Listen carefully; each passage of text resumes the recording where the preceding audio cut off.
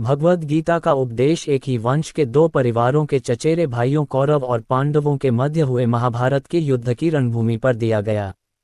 इस पुस्तक के परिचय से संबंधित प्रारंभिक पृष्ठों में उल्लिखित गीता का परिवेश खंड में उन घटनाओं का विस्तृत रूप से वर्णन किया गया है जिनके कारण यह महायुद्ध हुआ।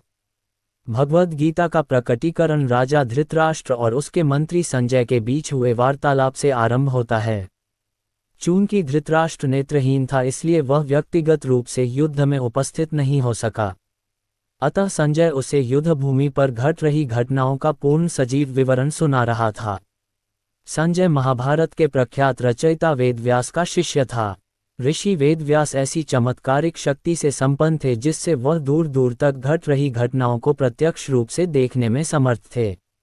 अपने गुरु की अनुकंपा से संजय ने भी दूरदृष्टि की दिव्य चमत्कारिक शक्ति प्राप्त की थी। इस प्रकार से वह युद्ध भूमि में घटित सभी घटनाओं को दूर से देख सका। इस अध्याय में अर्जुन अपने सम्मुख उत्पन्न स्थिति का सामना करने में स्पष्ट रूप से अपनी असमर्थता को दोहराता है और युद्ध करने के अपने कर्तव्य का पालन करने से मना कर देता है। तत्पश्चात वह औपचारिक रूप से श्री कृष्ण को अपना आध्यात्मिक गुरु बनाने और जिस स्थिति में वह स्वयं को पाता है उसका सामना करने के लिए उचित मार्गदर्शन प्रदान करने की प्रार्थना करता है। परम प्रभु उससे कहते हैं कि आत्मा, जो शरीर के नष्ट होने पर भी नहीं मरती, के अमृतत्व की शिक्षा देकर दिव्य ज्ञान प्रदान करते हैं। आत्मा एक जन्म से दूसरे जन्म में उसी प्रकार से शरीर परिवर्तित करती है जिस प्रकार से मनुष्य पुराने वस्त्र त्याग कर नए वस्त्र धारण करता है। इसके पश्चात श्री कृष्ण सामाजिक दायित्वों के विषय की ओर आगे बढ़ते हैं। वे अर्जुन को स्मरण कराते हैं कि धर्म की मर्यादा हेतु योद्धा के रूप में युद्ध लड़ना उसका कर्तव्य है। वे स्पष्ट करते हैं कि किसी के द्वारा अपने नैतिक कर्तव्यों का पालन करना एक पुण्य का कार्य है जो स्वर्ग जाने का द्वार खोलेगा, किंतु कर्तव्यों से विमुख होने से केवल तिरस्कार और अपयश प्राप्त होगा। लौकिक स्तर पर अर्जुन को प्रेरित करने के पश्चात श्री कृष्ण गहनता के साथ कर्मयोग के ज्ञान पर प्रकाश डालते हैं। वे अर्जुन को फल की आसक्ति के बिना निष्काम कर्म करने की प्रेरणा देते हैं। फल की कामना से रहित कर्म करने के विज्ञान को वे बुद्धि योग या बुद्धि का योग नाम देते हैं। बुद्धि का प्रयोग मन को कर्मफल की लालसा करने से रोकने के लिए करना चाहिए।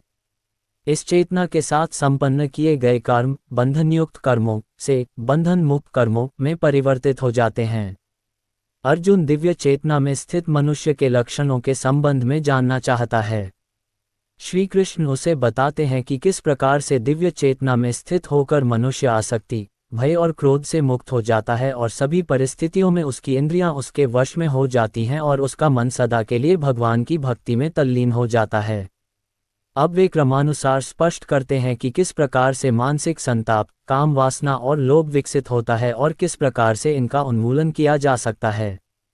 इस अध्याय में श्री कृष्ण ये समझाते हैं कि सभी जीव अपनी स्वाभाविक प्रकृति के गुणों के कारण कार्य करने के लिए बाध्य होते हैं और कोई भी प्राणी एक क्षण के लिए भी अकर्मा नहीं रह सकता।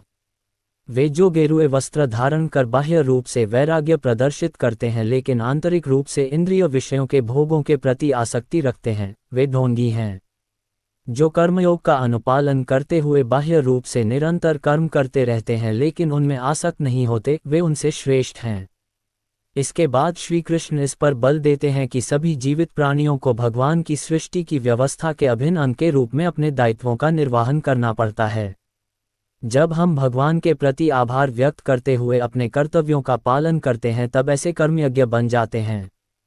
यज्ञों का अनुष्ठान वास्तव में स्वर्ग के देवताओं को प्रसन्न करने के लिए किया जाता है और वे हमें सांसारिक सुख और समृद्धि प्रदान करते हैं।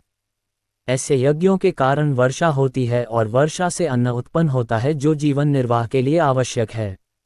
वे जो इस सृष्टि चक्र में अपने उत्तरदायित्व को स्वीकार नहीं करते, वे पापी हैं। वे केवल इंद्रिय सुख प्राप्त करने के लिए जीवित रहते हैं और उनका जीवन व्यर्थ हो जाता है। फिर आगे श्री कृष्ण कहते हैं कि शेष मानव जाति से भिन्न ऐसी प्रबुद्ध आत्माएं जो आत्मज्ञान में स्थित रहती हैं, वे शारीरिक उत्तरदायित्वों का पालन करने के लिए बाध्य नहीं होती क्योंकि वे आत्मा के स्तर पर अपने उच्च दायित्वों का निर्वहन कर रही होती हैं। हालांकि वे अपने सामाजिक दायित्वों का त्याग कर देती हैं जिससे सामान्य मनुष्यों के मन में असमंजस की भावना उत्पन्न होती है जो महापुरुषों के पदचिह्नों पर चलना चाहते हैं। इसलिए ज्ञानी पुरुषों को संसार के अनुसरणार्थ उच्च आदर्श प्रस्तुत करने के लिए बिना किसी प्रयोजन और व्यक्तिगत लाभ के लिए निरंतर कर्म करना होगा। यह अज्ञानी को अपरिपक्व अवस्था में अपने नियत दायित्वों का त्याग करने से रोकेगा। अतीत में महान राजर्षियों जैसे कि राजा जनक और अन्य राजाओं का यही उद्देश्य था, जिन्होंने अपने सांसारिक दायित्वों का निर्वहन किया था। तत्पश्चात अर्जुन पूछता है कि लोग अनिच्छा से पापपूर्ण कर्मों में प्रवृत्त क्यों होते हैं? क्या उन्हें बलपूर्वक पाप कर्मों में लगाया जाता है? परम प्रभु श्री कृष्ण बताते हैं कि संसार का सर्वभक्षी पापपूर्ण शत्रु केवल काम वासना है। जिस प्रकार से अग्नि धुएं से ढकी रहती है, दर्पण धूल से ढका रहता है, उसी प्रकार से कामना मनुष्य के ज्ञान पर आवरण डाल देती है और उसकी बुद्धि का विनाश कर देती है। फिर श्री कृष्ण अर्जुन से आह्वान करते हैं कि वह इस कामना रूपी शत्रु का संहार कर दे जो पाप का मूर्त रूप है, और अपनी इंद्रिय, मन और बुद्धि को वश में करें। चौथे अध्याय में श्री कृष्ण अर्जुन को दिए जा रहे दिव्य ज्ञान के आदिकालीन उद्गम को प्रकट करते हुए उसमें उसके विश्वास को पुष्ट करते हैं। वे बताते हैं कि यह वही शाश्वत ज्ञान है जिसका उपदेश उन्होंने आरंभ में सर्वप्रथम सूर्यदेव को दिया था, और फिर परंपरागत पद्धति से यह ज्ञान निरंतर राजर्षियों तक पहुंचा। अब वे अर्जुन, जो उनका प्रिय मित्र और परम भक्त है, के सम्मुख इस दिव्य ज्ञान को प्रकट कर रहे हैं। तब अर्जुन प्रश्न करता है कि वे श्री कृष्ण जो वर्तमान में उसके सम्मुख खड़े हैं, वे इस ज्ञान का उपदेश युगों पूर्व सूर्यदेव को कैसे दे सके? इसके प्रत्युत्तर में श्री कृष्ण अपने अवतारों का रहस्य प्रकट करते हैं।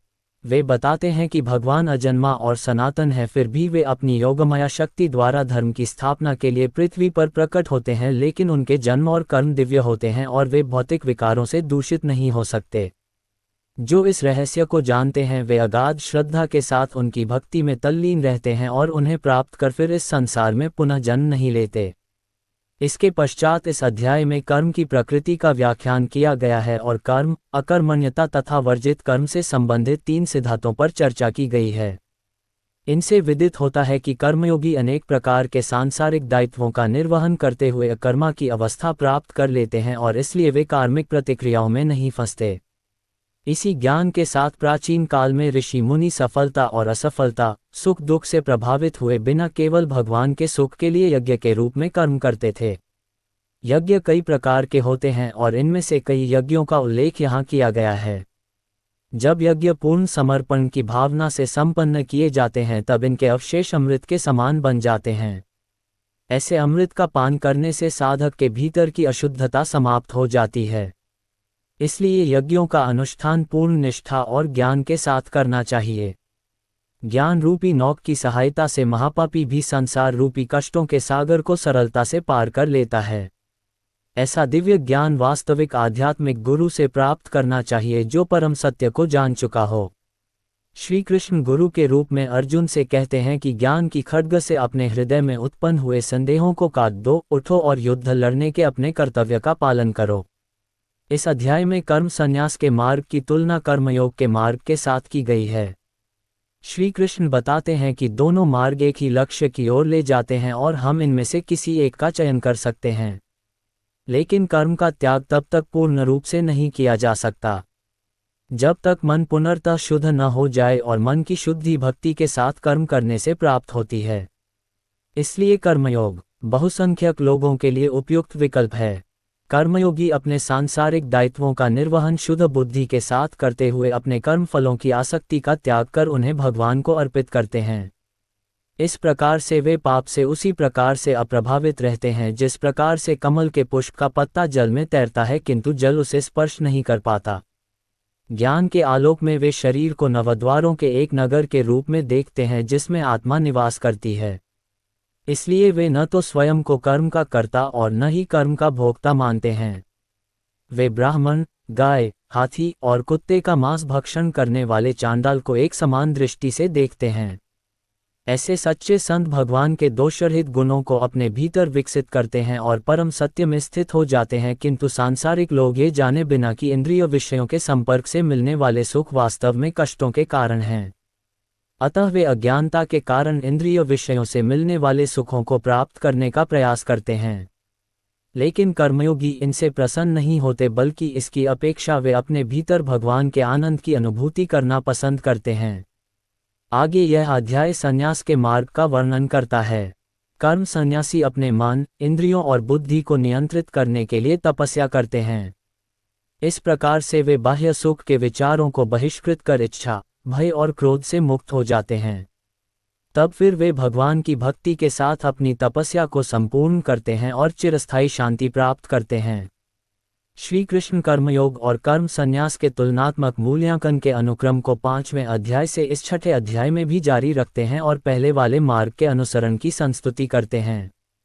जब हम समर्पण के साथ कार्य करते हैं तब इससे हमारा मन शुद्ध हो जाता है और हमारी आध्यात्मिक अनुभूति गहन हो जाती है। फिर जब मन शांत हो जाता है तब साधना उत्थान का मुख्य साधन बन जाती है। ध्यान द्वारा योगी मन को वश में करने का प्रयास करते हैं, क्योंकि अप्रशिक्षित मन हमारा बुरा शत्रु है और प्रशिक्षित मन हमारा प्रिय मित्र है। श्री कृष्ण अर्जुन को सावधान करते हैं कि कठोर तप में लीन रहने से कोई सफलता प्राप्त नहीं कर सकता और इसलिए मनुष्य को अपने खान पान, कार्यकलापों, अमोद प्रमोद और निद्रा को संतुलित रखना चाहिए। आगे फिर वे मन को भगवान में एकीकृत करने के लिए साधना का वर्णन करते हैं। जिस प्रकार से वायु रहित स्थान पर रखे दीपक की ज्वाला में झिलमिलाहट नहीं होती, ठीक उसी प्रकार साधक को मन साधना में स्थिर रखना चाहिए। वास्तव में मन को वश में करना कठिन है, लेकिन अभ्यास और विरक्ति द्वारा इसे नियंत्रित किया जा सकता है। इसलिए मन जहाँ कहीं भी भटकने लगे तब हमें वहाँ से इसे वापस लाकर निरंतर भगवान में केंद्रित करना चाहिए। जब मन शुद्ध हो जाता है तब यह अलौकिकता में स्थिर हो जाता है। आनंद की इस अवस्था को समाधि कहते हैं, जिसमें मनुष्य असीम दिव्य आनंद प्राप्त करता है। इसके पश्चात अर्जुन उस साधक के भाग्य के संबंध में प्रश्न करता है जो इस मार्ग का अनुसरण करना आरंभ तो करता है, लेकिन अस्थिर मन के कारण लक्ष्य तक पहुंचने में असमर्थ रहता है। श्री कृष्ण उसे पुनः आश्वस्त करते हैं कि जो भगवद प्राप्ति के लिए प्रयास करता है, बुराई कभी उस पर हावी नहीं हो सकती। भगवान सदैव पूर्व जन्मों में संचित हमारे आध्यात्मिक गुणों का लेखा जोखा रखते हैं और अगले जन्मों में उस ज्ञान को पुनः जागृत करते हैं, ताकि हमने अपनी यात्रा को जहां से छोड़ा था उसे वहीं से पुनः आगे जारी रख सकें। अनेक पूर्व जन्मों से अर्जित पुण्यों और गुणों के साथ योगी अपने वर्तमान जीवन में भगवान तक पहुंचने में समर्थ हो सकता है। इस अध्याय का समापन इस उद्घोषणा के साथ होता है कि योगी भगवान के साथ एकीकृत होने का प्रयास करता है, इसलिए वह तपस्वी, ज्ञानी और कर्मकांडों का पालन करने वाले कर्मी से श्रेष्ठ होता है। सभी योगियों में से जो भक्ति में तल्लीन रहता है वह सर्वश्रेष्ठ होता है। यह अध्याय भगवान की शक्तियों के भौतिक और आध्यात्मिक आयामों के वर्णन के साथ आरंभ होता है। श्री कृष्ण व्यक्त करते हैं कि ये सब उन्हीं से प्रकट होते हैं और धागे में गुथे मोतियों की भांति उनमें स्थित रहते हैं। वे समूची सृष्टि के स्रोत हैं और ये सब उन्हीं में पुनः विलीन हो जाते हैं। उनकी प्राकृत शक्ति माया पर विजय प्राप्त करना अत्यंत दुष्कर है, लेकिन वे जो भगवान के शरणागत हो जाते हैं वे उनकी कृपा प्राप्त करते हैं और इस पर सरलता से विजय पा लेते हैं। आगे श्री कृष्ण उनके शरणागत न होने वाले 4 प्रकार के लोगों और उनकी भक्ति में तल्लीन रहने वाले 4 प्रकार के लोगों का वर्णन करते हैं। वे अपने भक्तों में उन्हें अत्यंत प्रिय मानते हैं, जो अपने मन और बुद्धि को उनमें विलय कर ज्ञान में स्थित होकर उनकी आराधना करते हैं। कुछ लोग जिनकी बुद्धि सांसारिक कामनाओं द्वारा हर ली जाती हैं, वे स्वर्ग के देवताओं की शरण में जाते हैं, किंतु ये स्वर्ग के देवता केवल अस्थायी भौतिक सुख प्रदान कर सकते हैं और इन क्षणभंगुर सुखों को भी वे भगवान से शक्तियां प्राप्त होने पर ही प्रदान कर सकते हैं। इस प्रकार से भक्ति का उपयुक्त लक्ष्य स्वयं भगवान हैं। श्री कृष्ण पुष्टि करते हैं कि वे परम सत्य और अंतिम गंतव्य या सिद्धि हैं और सर्वज्ञ, सर्वव्यापक और सर्वशक्तिमान जैसे शाश्वत दिव्य गुणों से संपन्न हैं। क्योंकि उनका वास्तविक स्वरूप उनकी दिव्य योगमाया शक्ति के आवरण द्वारा आच्छादित रहता है और इसलिए उनके अविनाशी दिव्य स्वरूप को सब नहीं जान सकते।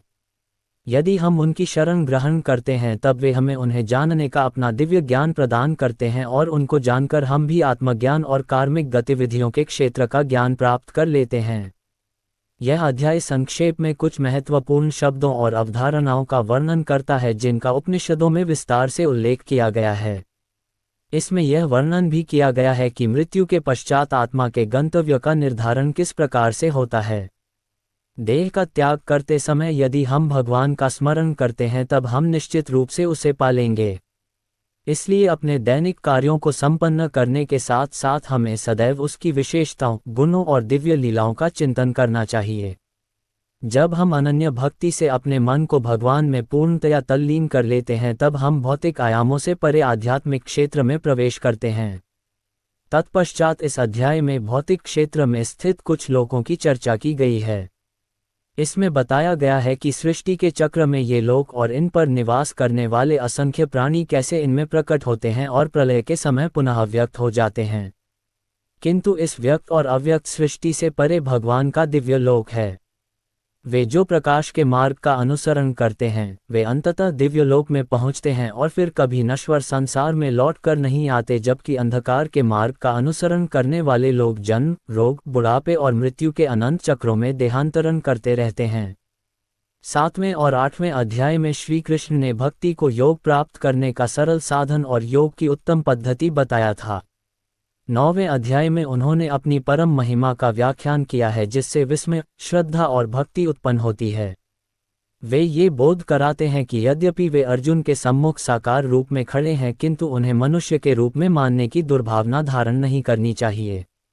वे स्पष्ट कहते हैं कि वे समस्त प्राकृतिक शक्तियों के अध्यक्ष हैं और सृष्टि सृजन के आरंभ में अनगिनत जीवों के जीवन रूपों को उत्पन्न करते हैं और प्रलय के समय वापस उन्हें अपने में विलीन कर लेते हैं तथा सृष्टि के अगले चक्र में उन्हें पुनः प्रकट करते हैं। जिस प्रकार से शक्तिशाली वायु सभी स्थानों पर प्रवाहित होती है और सदैव आकाश में स्थित रहती है, उसी प्रकार से सभी जीव भगवान में निवास करते हैं, फिर भी वे अपनी योगमाया शक्ति द्वारा तटस्थ पर्यवेक्षक बने रहकर इन सभी गतिविधियों से विलग और विरक्त रहते हैं। केवल भगवान ही आराधना का एकमात्र लक्ष्य हैं। इसे स्पष्ट करते हुए भगवान श्री कृष्ण बहु हिंदू देवी देवताओं की पूजा के मिथ्या भ्रम का समाधान करते हैं। भगवान सभी प्राणियों के लक्ष्य, सहायक, शरणदाता और सच्चे मित्र हैं। जिन मनुष्यों की रुचि वैदिक कर्मकांडों का पालन करने में होती है वे देवताओं का स्वर्गलोक प्राप्त करते हैं, किंतु जब उनके पुण्य कर्म क्षीण हो जाते हैं तब उन्हें लौटकर पुनः पृथ्वी लोक में आना पड़ता है। लेकिन जो परम प्रभु की भक्ति में तल्लीन रहते हैं वे उनके परम धाम में जाते हैं। इसलिए श्री कृष्ण उनके प्रति की जाने वाली विशुद्ध भक्ति को सर्वोत्तम बताते हुए उसकी प्रशंसा करते हैं। ऐसी भक्ति में लीन होकर जो कुछ हमारे पास है वह सब भगवान को समर्पित करते हुए हमें भगवान की इच्छा के साथ पूर्ण रूप से एकनिष्ठ होकर जीवन यापन करना चाहिए। ऐसी शुद्ध भक्ति पाकर हम कर्म के बंधनों से मुक्त रहेंगे और भगवान से गूढ़ संबंध स्थापित करने के लक्ष्य को पा सकेंगे। आगे श्री कृष्ण दृढ़तापूर्वक कहते हैं कि वे न तो किसी का पक्ष लेते हैं और न ही किसी की उपेक्षा करते हैं। वह सभी प्राणियों के प्रति निष्पक्ष रहते हैं। यहाँ तक कि अधम पापी भी यदि उनकी शरण में आते हैं तब भी वे प्रसन्नता से उनको अपनाते हैं और उन्हें शीघ्र सद्गुणी बनाकर पवित्र कर देते हैं।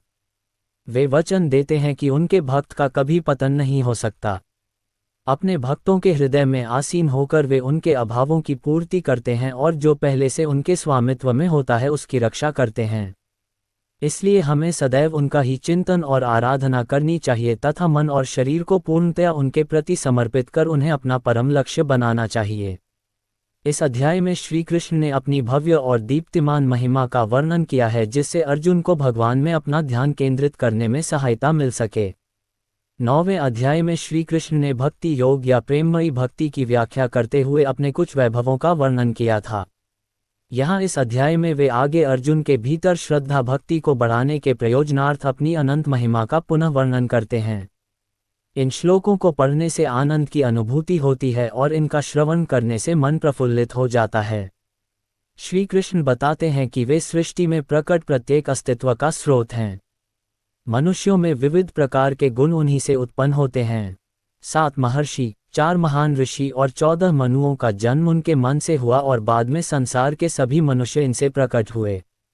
जो ये जानते हैं कि सबका उद्गम भगवान है वे अगाध श्रद्धा के साथ उनकी भक्ति में तल्लीन रहते हैं। ऐसे भक्त उनकी महिमा की चर्चा कर पूर्ण संतुष्टि एवं मानसिक शांति प्राप्त करते हैं और अन्य लोगों को भी जागृत करते हैं क्योंकि उनका मन उनमें एकीकृत हो जाता है। इसलिए भगवान उनके हृदय में बैठकर उन्हें दिव्य ज्ञान प्रदान करते हैं ताकि वे उन्हें सुगमता से प्राप्त कर सकें। श्री कृष्ण से ये सब सुनकर अर्जुन कहता है कि उसे पूर्ण रूप से भगवान की सर्वोच्च स्थिति का बोध हो गया है और वह ये घोषणा करता है कि भगवान श्री कृष्ण संसार के परम स्वामी हैं। फिर वह भगवान से विनम्र अनुरोध करता है कि वे पुनः अपनी अनुपम महिमा का और अधिक से अधिक वर्णन करें, जिसका श्रवण करना अर्जुन के लिए अमृत का सेवन करने के समान है। श्री कृष्ण प्रकट करते हैं क्योंकि वे ही सभी का आदि, मध्य और अंत हैं, इसलिए सभी अस्तित्व उनकी शक्तियों की अभिव्यक्ति हैं। वे सौंदर्य, वैभव, शक्ति, ज्ञान और समृद्धि का अनंत महासागर हैं। जब हम कहीं किसी असाधारण ज्योति को देखते हैं जो हमारी कल्पना को हर्षोन्माद कर देती है और हमें आनंद में निमग्न कर देती है, तब हमें उसे और कुछ न मानकर भगवान की महिमा का स्फुलिंग मानना चाहिए। वे ऐसे विद्युत ग्रह के समान हैं जहां से मानव जाति के साथ साथ ब्रह्मांड में सभी पदार्थ अपनी ऊर्जा प्राप्त करते हैं। तत्पश्चात शेष अध्याय में वे उन सभी श्रेष्ठ पदार्थों, व्यक्तित्वों और क्रियाओं का मनमोहक वर्णन करते हैं जो उनके विशाल वैभव को प्रदर्शित करते हैं। इस प्रकार से वे ये कहकर इस सुंदर अध्याय का समापन करते हैं कि उन्होंने अभी तक अपनी जिस अनुपम महिमा का वर्णन किया है उससे उनकी अनंत महिमा के महत्व का अनुमान नहीं लगाया जा सकता, क्योंकि वे ही अनंत ब्रह्मांडों को अपने दिव्य स्वरूप के एक अंश के रूप में धारण किए हुए हैं। इसलिए हम मानवों को भगवान, जो सभी प्रकार के वैभवों का स्रोत हैं, उन्हें ही अपनी आराधना का लक्ष्य मानना चाहिए। पिछले अध्याय में श्री कृष्ण ने अर्जुन की भक्ति को पोषित और प्रगाढ़ करने के लिए अपनी दिव्य विभूतियों का वर्णन किया था। अध्याय के अंत में वे स्पष्ट रूप से अपने असीम विश्व रूप का उल्लेख करते हुए कहते हैं कि उसमें दिखाई देने वाले सभी सौंदर्य, ऐश्वर्य, तेज और शक्तियों को उनके तेज का स्फुलिंग मानो। इस अध्याय में अर्जुन श्री कृष्ण से प्रार्थना करता है कि वे उसे अपने विश्व रूप या सभी ब्रह्मांडों में व्याप्त अपने अनंत ब्रह्मांडीय विराट रूप का दर्शन कराएं। तब श्री कृष्ण उस पर कृपा करते हुए उसे अपनी दिव्य दृष्टि प्रदान करते हैं, जिसे प्राप्त कर अर्जुन देवों के देव श्री कृष्ण के शरीर में संपूर्ण सृष्टि का अवलोकन करता है। फिर वह भगवान के अद्भुत अनंत स्वरूप में अनगणित मुख, आंखें, भुजाएं, उदर देखता है। उनके विराट रूप का कोई आदि और अंत नहीं है और वह प्रत्येक दिशा में अपरिमित रूप से बढ़ रहा है। उस रूप का तेज आकाश में एक साथ चमकने वाले 100 सूर्यों के प्रकाश से अधिक है। उस विराट रूप को देखकर अर्जुन के शरीर के रोमकूप सिहरने लगे। वह देखता है कि भगवान के नियम के भय से तीनों लोग भय से कांप रहे हैं। उसने देखा कि स्वर्ग के सभी देवता भगवान में प्रवेश कर उनकी शरण ग्रहण कर रहे हैं और सिद्धजन पवित्र वैदिक मंत्रों, प्रार्थनाओं और स्तोत्रों का पाठ कर भगवान की स्तुति कर रहे हैं। आगे अर्जुन कहता है कि वह धृतराष्ट्र के सभी पुत्रों को उनके सहयोगी राजाओं सहित उनके मुख में प्रवेश करते हुए उसी प्रकार से देख रहा है जैसे पतंगा तीव्र गति से अग्नि की ज्वाला में प्रवेश कर अपना विनाश करता है। तब अर्जुन स्वीकार करता है कि भगवान के विश्व रूप को देखकर उसका हृदय भय से कांप रहा है और उसने अपना मानसिक संतुलन खो दिया है। भयातीत अर्जुन श्री कृष्ण से उनके इस भयानक रूप की वास्तविकता जानना चाहता है, जो कि उनके उस रूप जैसा नहीं था तथा जिसे वह अब से पहले अपने गुरु और मित्र के रूप में जानता था। इसका उत्तर देते हुए श्री कृष्ण कहते हैं कि वे काल के रूप में तीनों लोकों के संहारक हैं। वे घोषणा करते हैं कि कौरव पक्ष के महायोद्धा पहले ही उनके द्वारा मारे जा चुके हैं, इसलिए अपनी विजय को सुनिश्चित मानते हुए उठो और युद्ध करो। इसकी प्रतिक्रिया में अर्जुन अदम्य साहस और अतुल्य शक्ति से संपन्न भगवान के रूप में उनकी प्रशंसा करता है और पुनः उनकी वंदना करता है। वह कहता है कि यदि दीर्घकालीन मित्रता के दौरान श्री कृष्ण को केवल मानव के रूप में देखने के कारण उपेक्षित भाव से भूलवश उससे उनके प्रति कोई अपराध हो गया हो तो वे उसे क्षमा कर दें। वह उन्हें उस पर दया कर उन्हें एक बार पुनः अपना आनंदमयी भगवान का रूप दिखाने की प्रार्थना करता है। श्री कृष्ण उसकी प्रार्थना को स्वीकार करते हुए पहले अपना चतुर्भुज नारायण रूप और तत्पश्चात अपना 2 भुजाओं वाला मनोहारी पुरुषोत्तम रूप धारण करते हैं। वे अर्जुन को बताते हैं कि अर्जुन भगवान के जिस विश्वरूप को देख चुका है उसका दर्शन करना अत्यंत कठिन है। वेदों के अध्ययन करने से उनके साकार रूप को देखा नहीं जा सकता। उनके साकार रूप को न तो वेदों के अध्ययन द्वारा और न ही तपस्या, दान या अग्निहोत्र यज्ञों द्वारा देखा जा सकता है। लेकिन अर्जुन, मैं जिस रूप में तुम्हारे समक्ष खड़ा हूँ उसे केवल विशुद्ध और अनन्य भक्ति से देखा जा सकता है और उसमें एकीकृत हुआ जा सकता है। इस छोटे अध्याय में आध्यात्मिक साधनाओं के अन्य मार्गों की अपेक्षा भक्ति मार्ग की सर्वोत्कृष्टता के महत्व पर प्रकाश डाला गया है। इसका प्रारंभ अर्जुन द्वारा श्री कृष्ण से पूछे गए इस प्रश्न से होता है कि वह योग में किन्हें पूर्ण माने, क्या जो भगवान की साकार रूप में भक्ति करते हैं या वे जो निराकार ब्रह्म की उपासना करते हैं। इसका उत्तर देते हुए श्री कृष्ण कहते हैं कि दोनों मार्ग भगवद प्राप्ति की ओर ले जाते हैं, किंतु वे उनकी साकार रूप की पूजा करने वाले भक्त का श्रेष्ठ योगी के रूप में सम्मान करते हैं।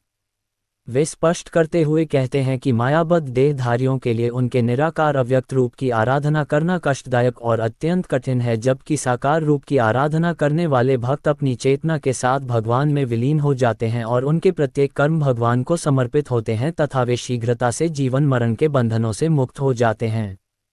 इसलिए श्री कृष्ण अर्जुन को अपनी बुद्धि उन्हें समर्पित करने और अपने मन को केवल उनकी प्रेममयी भक्ति में स्थिर करने के लिए कहते हैं। किंतु ऐसा प्रेम प्रायः संघर्षमयी आत्मा लभ्य नहीं होता। इसलिए श्री कृष्ण अन्य विकल्प देते हुए कहते हैं कि यदि अर्जुन तुरंत अपने मन को पूर्ण रूप से भगवान में एकाग्र करने की अवस्था प्राप्त नहीं कर सकता, तब उसे निरंतर अभ्यास द्वारा पूर्णता की अवस्था को प्राप्त करने का प्रयास करना चाहिए। भक्ति कोई रहस्यमयी उपहार नहीं है, इसे निरंतर प्रयास से पोषित किया जा सकता है।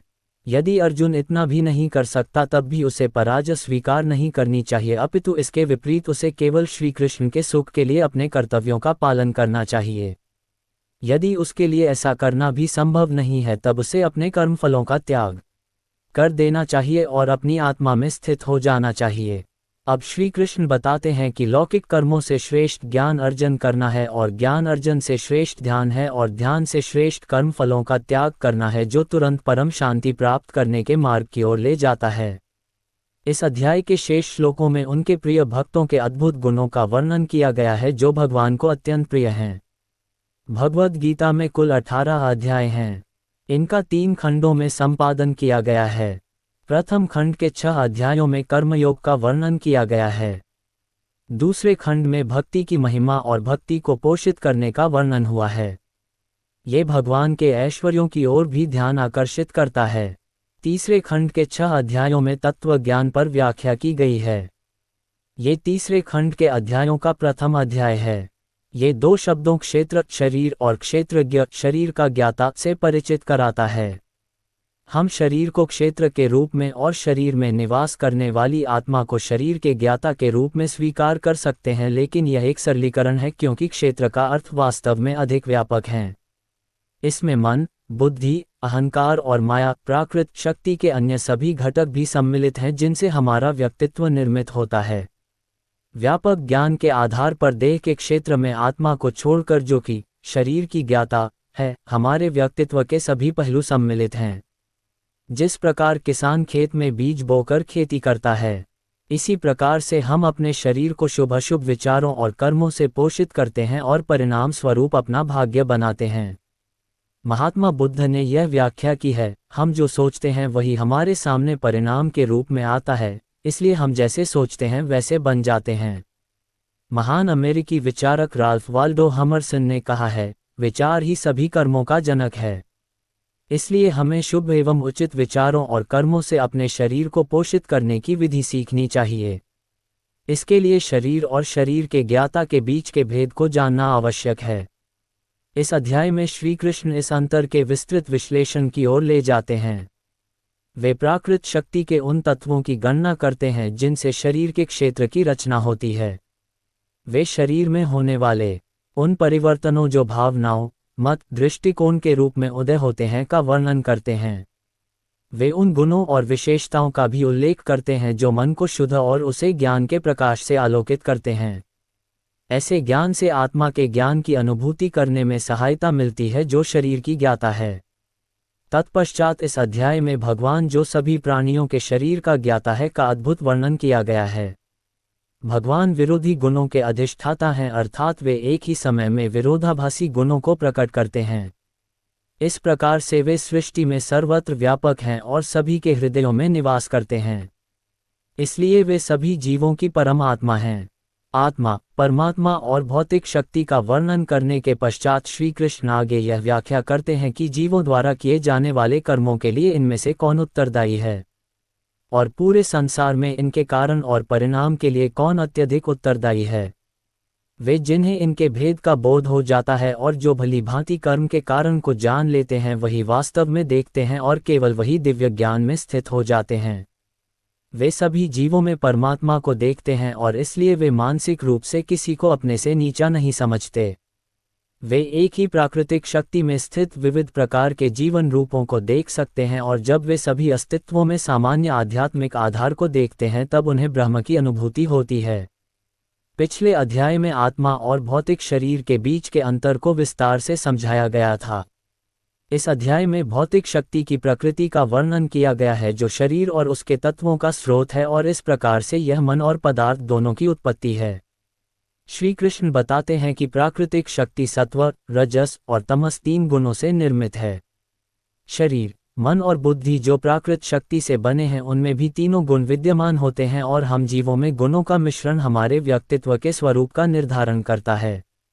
सत्व गुण शांत स्वभाव, सद्गुण और शुद्धता को चित्रित करता है तथा रजोगुण अंतहीन कामनाओं और सांसारिक आकर्षणों के लिए अतृप्त महत्वाकांक्षाओं को बढ़ाता है एवं तमोगुण भ्रम, आलस्य, नशे और निद्रा का कारण है।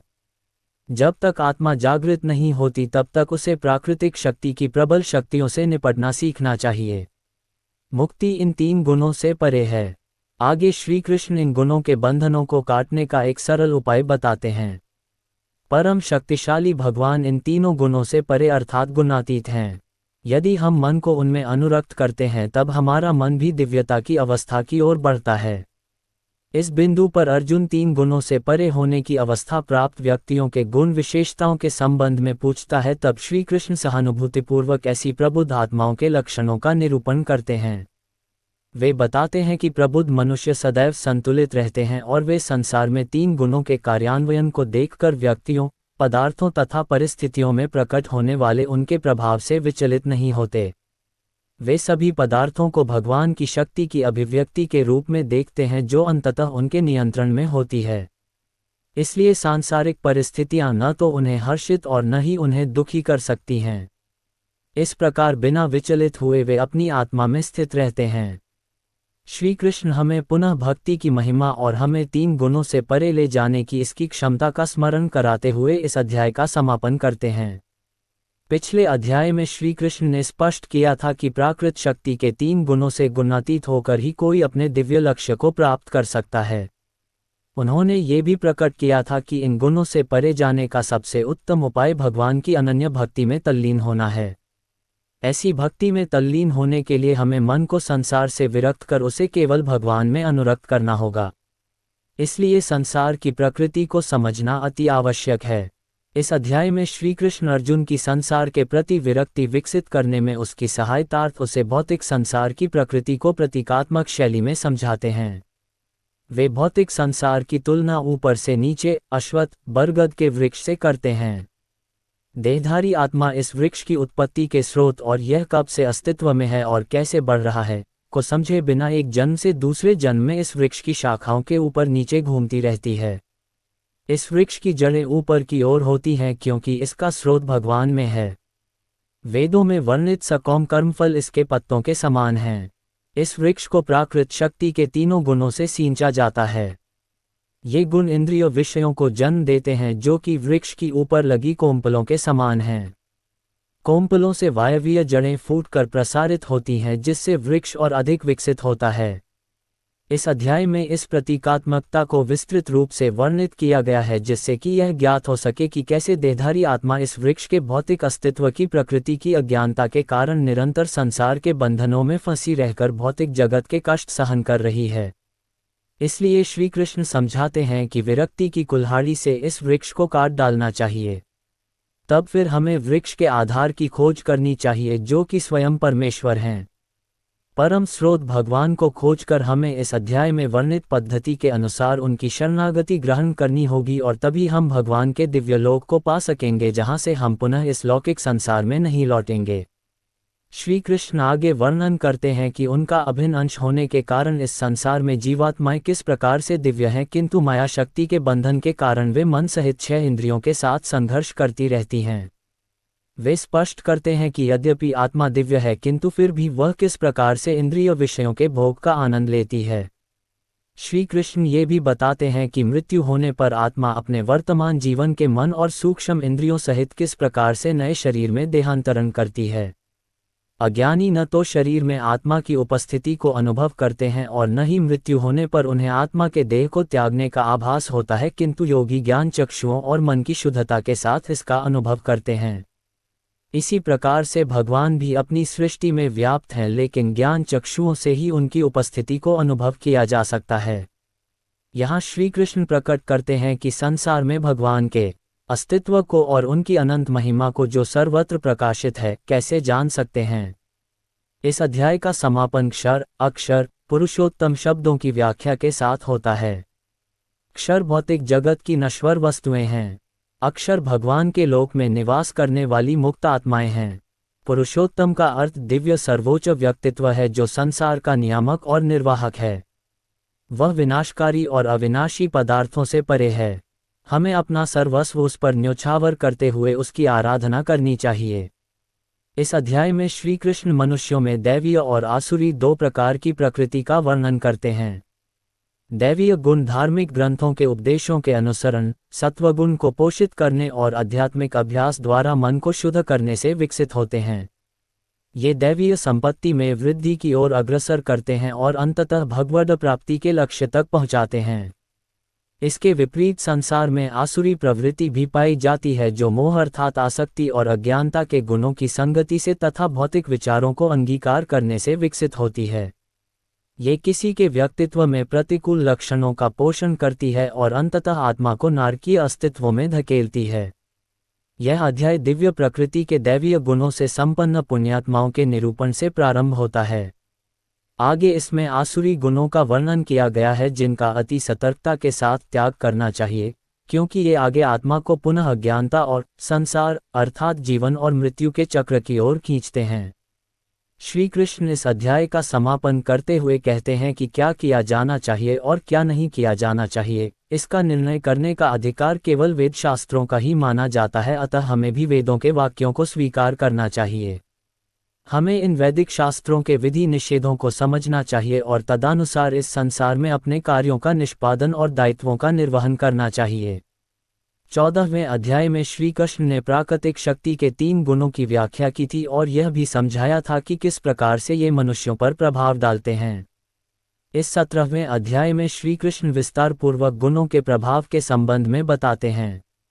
सर्वप्रथम वह श्रद्धा के विषय पर चर्चा करते हैं और ये बताते हैं कि कोई ऐसा व्यक्ति नहीं है जो श्रद्धा विहीन हो, क्योंकि यह मानवीय प्रकृति का एक अविभाज्य स्वरूप है। लेकिन मन की प्रकृति के अनुसार व्यक्तियों की श्रद्धा सात्विक, राजसिक अथवा तामसिक गुणों के अनुरूप होती है। उनकी श्रद्धा की प्रकृति ही उनकी जीवन शैली का निर्धारण करती है। लोग अपनी रुचि के अनुसार ही अपने भोजन का चयन करते हैं। श्री कृष्ण भोजन को 3 श्रेणियों में वर्गीकृत करते हैं तथा प्रत्येक भोजन के हमारे स्वास्थ्य पर पड़ने वाले प्रभाव की चर्चा करते हैं। तत्पश्चात वह यज्ञ के विषय पर आते हैं और ये बताते हैं कि कैसे प्रकृति के 3 गुणों में से प्रत्येक में यज्ञ किस प्रकार विभिन्न रूप से संपन्न होता है। इस अध्याय में आगे तपस्या के विषय में बताया गया है तथा शरीर, वाणी एवं मन के तप की व्याख्या की गई है। तपस्याओं की श्रेणी में प्रत्येक तपस्या का स्वरूप सत्वगुण, रजोगुण, तमोगुण के प्रभाव के कारण भिन्न होता है। तत्पश्चात दान पर चर्चा की गई है तथा इसके 3 विभागों का वर्णन किया गया है। अंततः श्री कृष्ण 3 गुणों से भी आगे बढ़ते हैं तथा ओम तत्सत शब्दों की प्रासंगिकता तथा अर्थ के विषय पर प्रकाश डालते हैं, जो परम सत्य के विभिन्न रूपों के प्रतीक हैं। ओम शब्दांश ईश्वर के निराकार रूप की अभिव्यक्ति है। तत् शब्दांश का उच्चारण परमपिता परमात्मा को अर्पित की जाने वाली क्रियाओं तथा वैदिक रीतियों के लिए किया जाता है। सत शब्दांश का तात्पर्य सनातन भगवान तथा धर्माचरण से है। एक साथ प्रयोग करने पर ये अलौकिकता की अवधारणा की ओर ले जाते हैं। इस अध्याय का अंत इस बात पर बल देते हुए होता है कि यदि यज्ञ, तप और दान धर्मग्रंथों के विधि निषेधों की उपेक्षा करते हुए किए जाते हैं, तब ये सभी कृत्य निरर्थक सिद्ध होते हैं। भगवद गीता का अंतिम अध्याय सबसे बड़ा है और इसमें कई विषयों को सम्मिलित किया गया है। अर्जुन संस्कृत में प्रायः प्रयुक्त होने वाले 2 शब्दों संन्यास और त्याग के संबंध में प्रश्न पूछने के साथ संन्यास के विषय पर चर्चा प्रारंभ करता है। दोनों शब्द एक ही मूल धातु के हैं जिसका अर्थ परित्याग करना है। सन्यासी वह है जो गृहस्थ जीवन में भाग नहीं लेता और समाज को त्याग कर साधना का अभ्यास करता है। त्यागी वह है जो कर्म में संलग्न रहता है लेकिन कर्म फल का भोग करने की इच्छा का त्याग करता है। यही गीता की वाणी का मुख्य अभिप्राय है। श्री कृष्ण दूसरे प्रकार के त्याग की संतुति करते हैं। वे परामर्श देते हैं कि यज्ञ, दान, तपस्या और कर्तव्य पालन संबंधी कार्यों का कभी त्याग नहीं करना चाहिए क्योंकि ये ज्ञानी को भी शुद्ध करते हैं। इनका संपादन केवल कर्तव्य पालन की दृष्टि से करना चाहिए क्योंकि इन कार्यों को कर्मफल की आसक्ति के बिना संपन्न करना आवश्यक होता है। तत्पश्चात श्री कृष्ण 3 कारकों के विस्तृत गहन विश्लेषण की ओर आते हैं जो कर्म के 3 संघटक और कर्मफल में योगदान करने वाले 5 कारकों को प्रेरित करते हैं। वे इनमें से प्रत्येक की 3 गुणों के अंतर्गत विवेचना करते हैं। वे कहते हैं कि जो अल्पज्ञानी है वे स्वयं को अपने कार्यों का कारण मानते हैं लेकिन विशुद्ध बुद्धि युक्त प्रबुद्ध आत्माएं न तो स्वयं को अपने कार्यों का कर्ता और न ही भोक्ता मानती हैं।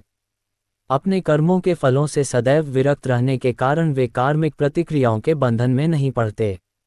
आगे इस अध्याय में यह अवगत कराया गया है कि लोगों के उद्देश्यों और कर्मों में भिन्नता क्यों पाई जाती है। तत्पश्चात इसमें प्रकृति के 3 गुणों के अनुसार ज्ञान, कर्म और कर्ता की श्रेणियों का वर्णन किया गया है। फिर आगे यह अध्याय बुद्धि, दृढ़ संकल्प और सुख के संबंध में समान विश्लेषण प्रस्तुत करता है। इसके बाद यह अध्याय उन लोगों का चित्रण करता है जिन्होंने आध्यात्मिक जीवन में पूर्णता की अवस्था प्राप्त कर ली है और ब्रह्म की अनुभूति में लीन हो गए हैं। आगे इस अध्याय में ये कहा गया है कि ऐसे पूर्ण योगी भी भक्ति में तल्लीनता द्वारा अपनी पूर्णता का अनुभव करते हैं। इसलिए भगवान के दिव्य व्यक्तित्व के रहस्य को केवल मधुर भक्ति द्वारा जाना जा सकता है। इसके बाद श्री कृष्ण अर्जुन को स्मरण कराते हैं कि भगवान सभी जीवों के हृदय में स्थित हैं और उनके कर्मों के अनुसार वे उनकी गति को निर्देशित करते हैं। यदि हम उनका स्मरण करते हैं और अपने सभी कर्म उन्हें समर्पित करते हैं तथा उनका आश्रय लेकर उन्हें अपना लक्ष्य बनाते हैं तब उनकी कृपा से हम सभी प्रकार की कठिनाइयों को पार कर लेंगे।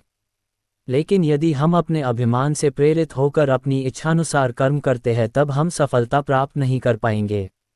अंत में श्री कृष्ण ये प्रकट करते हैं कि सभी प्रकार की धार्मिकता का त्याग करना और केवल भगवान की भक्ति के साथ साथ उनके समक्ष शरणागत होना ही अति गुह्यतम ज्ञान है।